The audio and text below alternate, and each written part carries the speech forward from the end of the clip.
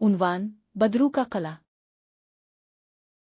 कहानी शुरू होती है एक पुराने किले से जो एक गांव के करीब वाक़ था। यह किला एक जमाने में शाही खानदान का मस्कन था, मगर वक्त के साथ साथ वीरान हो गया।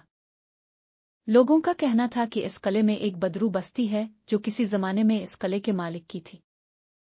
बदरू का मालिक एक जालिम और बेरहम शख्स था जो जादूगरी के फिन में माहिर था। कहते हैं कि इसने अपने जादू के जरिए अपनी जान को किले के साथ मुंसलिक कर दिया था ताकि वो मरने के बाद भी जिंदा रह सके। इसकी मौत के बाद इसकी रूह किले के अंदर कैद हो गई और तब से वो इस किले के अंदर बसने वालों को खौफजदा करती रहती थी।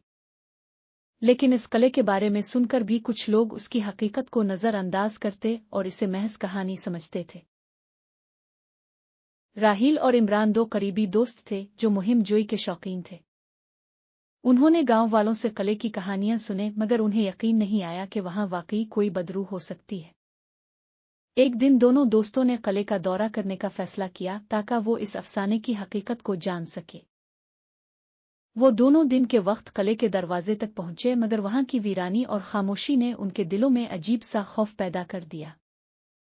मगर दोनों ने अपनी हिम्मत को कायम रखा और किले के अंदर दाखिल हो गए। जैसे ही वो अंदर पहुंचे, उन्होंने देखा कि किले के अंदर हर तरफ जाले लगे हुए थे और दीवारों पर पुरानी तस्वीरें लगी हुई थीं। किले के अंदर कुछ देर तक झूमने के बाद उन्हें एक पुरानी सीढ़ी मिली जो किले के निचले हिस्से की तरफ जा रही थी। दोनों ने सीढ़ियों से नीचे जाने का फैसला किया, मगर जैसे ही वो नीचे पहुंचे, उनके सामने एक पुरअसरार कमरा आ गया। कमरे के दरवाजे पर अजीब और गरीब निशान बने हुए थे जो देखकर दोनों हैरान रह गए। राहील ने दरवाजे को खोला और जैसे ही वो अंदर दाखिल हुए, उन्हें एक खौफनाक आवाज सुनाई दी। ये आवाज किसी खातून की थी जो मदद के लिए पुकार रही थी। दोनों ने एक दूसरे की तरफ देखा और फैसला किया कि वो कमरे के अंदर जाकर देखेंगे कि क्या हो रहा है। कमरे के अंदर घुसते ही दोनों दोस्तों ने देखा कि एक पुरानी कुर्सी पर एक खातून बैठी हुई थी जिसका चेहरा साफ दिखाई नहीं दे रहा था। उन्होंने इस खातून से पूछा कि वो यहाँ क्या कर रही है, मगर जवाब में खातून ने सिर्फ हंसी की एक खौफनाक आवाज निकाली। राहील और इमरान को अब एहसास हुआ कि वो इस किले की बदरू के सामने खड़े हैं। बदरू ने इन दोनों को अपनी तरफ बुलाया और कहा, तुमने मेरी कैद को तोड़ने की जुर्रत की है, अब तुम्हें इसकी कीमत चुकानी होगी। राहील ने कहा, हमें मुआफ कर दो, हम यहाँ गलती से आ गए हैं। मगर बदरू ने उनकी बात सुनी अनसुनी कर दी और उन पर हमला करने के लिए आगे बढ़ी।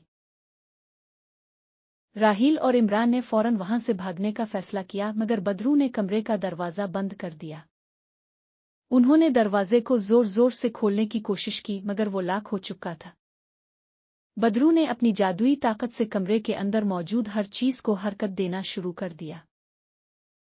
दोनों दोस्तों ने अपनी पूरी ताकत से दरवाजा खोलने की कोशिश की और बिलाखिर वो दरवाजा खिल गया। वो दोनों भागते हुए किले से बाहर निकले और वापस अपने गांव पहुंच गए। उनके दिलों में किले की बदरू का खौफ हमेशा के लिए बैठ गया और उन्होंने दोबारा कभी इस किले की तरफ जाने का सोचा भी नहीं। ये कहानी इस बात की तरफ इशारा करती है कि हमें उन चीजों से दूर रहना चाहिए जिन्हें हम समझ नहीं सकते। दुनिया में कुछ ऐसी हकीकतें होती हैं जिन्हें हमें छेड़ना नहीं चाहिए, वरना इसका अंजाम बहुत भयानक हो सकता है। राहील और इमरान की मिसाल हमारे लिए एक सबक है कि हमें हमेशा एहतियात से काम लेना चाहिए, वरना हमें ऐसे हालात का सामना करना पड़ सकता है जिनका हमने कभी तसव्वुर भी नहीं किया। अंजाम करीब है।